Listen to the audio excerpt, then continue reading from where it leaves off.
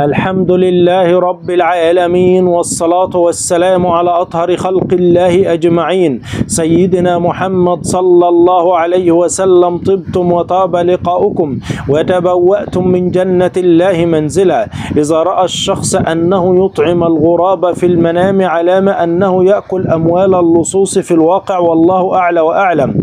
أما إذا رأى الشخص أن الغراب عضه وسال الدم منه علامة أنه سوف يظلم ظلما شديد من إنسان قوي أو إنسان ظلمه شديد في الحياة، والله أعلى وأعلم. إذا رأى الشخص أن الغراب دخل غرفة نومه في المنام علامة أن هناك أحد الأشخاص الخبثاء يريد أن يوقع زوجته في الخطيئة، فعليه الحذر، والله عز وجل أعلى وأعلم.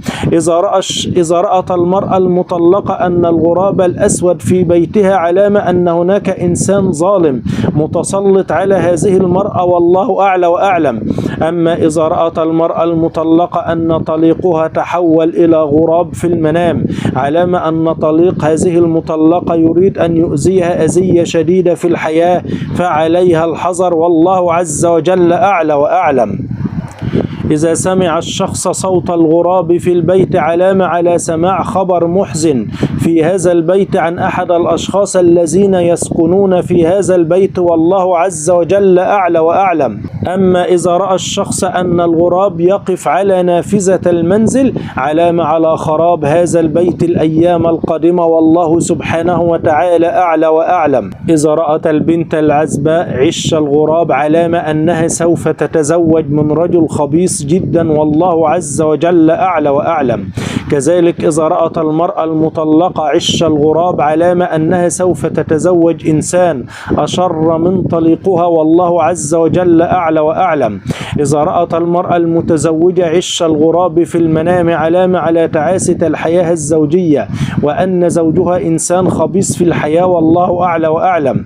أما إذا رأى الشخص أنه يأكل لحم الغراب علامة أنه يأكل أموال محرمة، والله عز وجل أعلى وأعلم. إذا رأى الشخص أنه يصطاد الغراب في المنام علامة أنه سيحصل على أموال أو ثروة كبيرة بطريقة محرمة وغير شرعية، والله عز وجل أعلى وأعلم. كذلك إذا رأى الشخص أن الغراب عضه في عمله علامة على تعرضه لأذية من شخص ما في هذا العمل.